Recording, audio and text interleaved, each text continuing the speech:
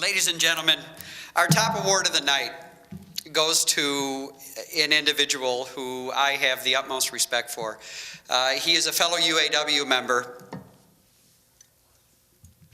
and we are bestowing upon him our top award of the evening. It's called the Union Conservative of the Year, and his name is Brian Pannebecker.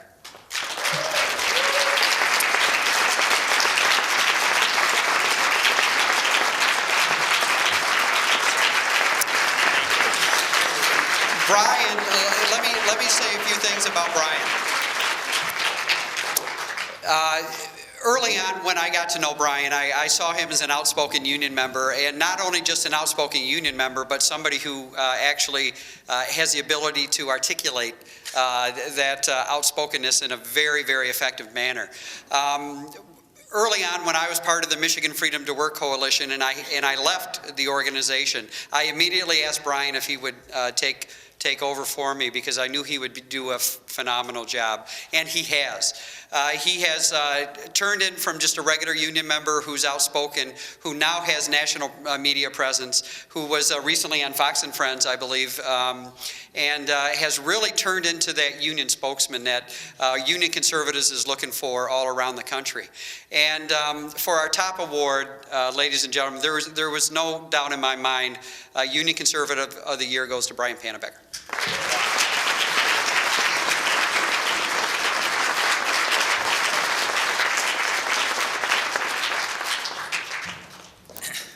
Well, this is totally unexpected. I came here tonight, I knew I was going to get an award, and I was honored. I mean, I sat and listened all night to all these great Americans. And, you know, I always like to quote Sean Hannity. He loves to say, when he introduces somebody he really admires, "You're a great American."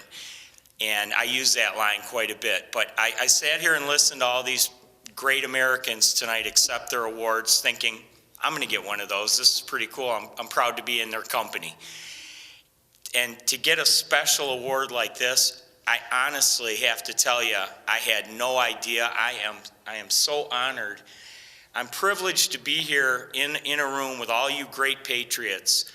And, you know, Terry was joking around before we came over to the award ceremony, and he said, Brian, I know you like to speak, I know you like to write, I know you like to voice your opinion, but I'm holding everybody to 1 minute in their thank you.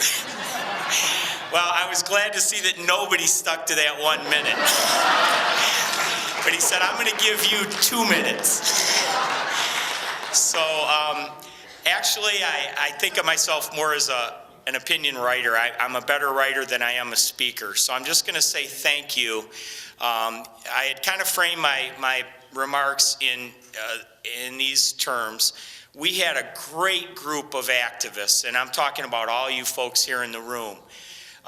Some of the people that I got to work with over the last year and a half, 2 years, I was honored to be working with them. I'll tell you a real quick story about when I got on board with Right to Work. Seriously, I was going through a little bit of harassment at work because I was voicing my opinion. Every time there was an election cycle, I would go out and buy a couple t-shirts with George Bush's picture on it or something like that, just to yank my coworkers' chains a little bit. But it would stimulate some conversation, and we had some good civil conversation at work. And I think I actually opened a few people's eyes at the Ford plant where I worked. But one day I made a couple of phone calls to Virginia, to the National Right to Work Committee, and I asked to speak to the president, Mark Mix.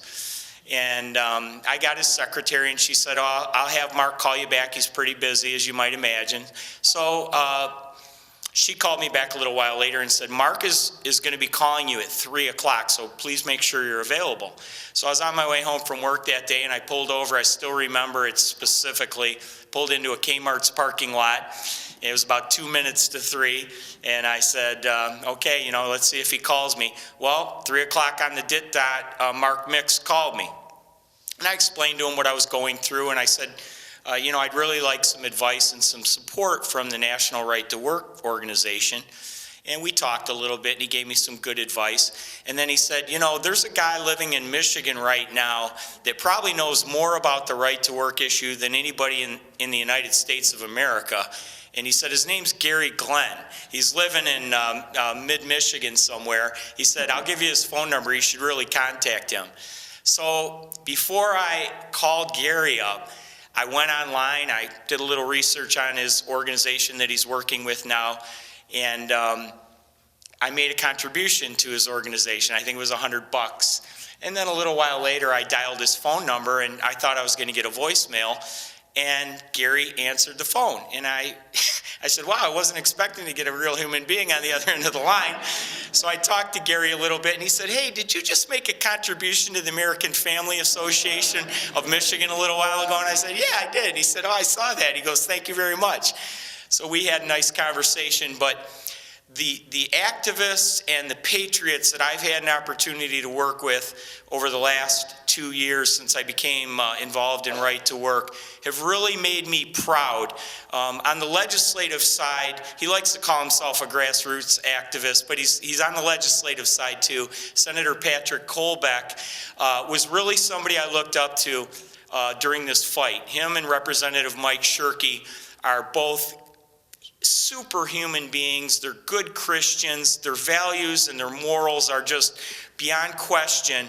And, to be able to talk to these guys and get advice and have them say, hey, you're doing a good job, keep up the good work, it just gives you the fuel to keep going. And it's, as Terry knows, it's not easy to go into work every day when you're finding letters to the editor that you've written, and somebody's run off dozens of copies of them and written derogatory remarks about you and put them up in the bathroom wall.